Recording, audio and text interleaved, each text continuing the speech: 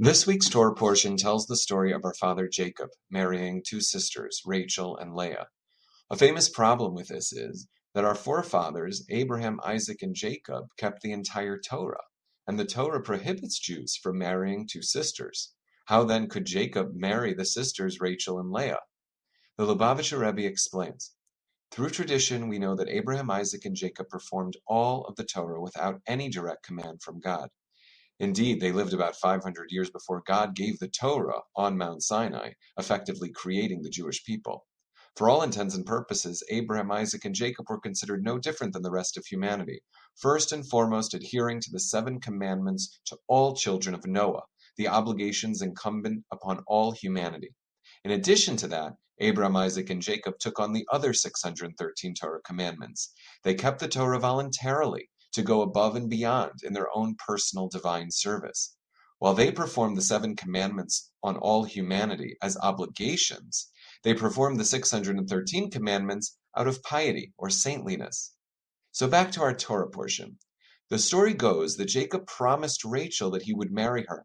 Yet, after working for Rachel's father, Lavan, for 7 years to earn her hand in marriage, Lavan tricked him and gave him Rachel's sister Leah instead.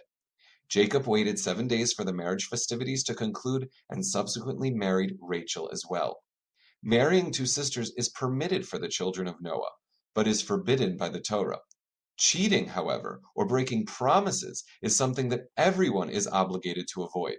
If Jacob would have kept to this extra credit Torah command not to marry two sisters, he would have had to break his promise to Rachel, thereby causing her severe pain.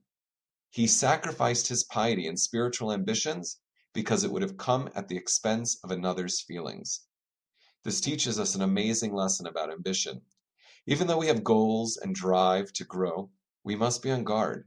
We must be so careful when we try to fulfill anything above and beyond our basic obligations, and must never allow ambition to come at the expense of paining others. I must always consider when going the extra mile is, will this distance me from others and cause them anguish? If so, I must stop. I am not allowed to go above and beyond if it will cause others pain. Paradoxically, this is the higher and more fortunate spiritual path.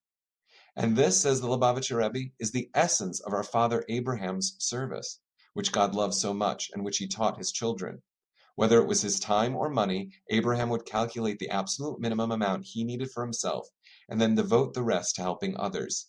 He would not enlarge his own world if it would come at the cost of another's.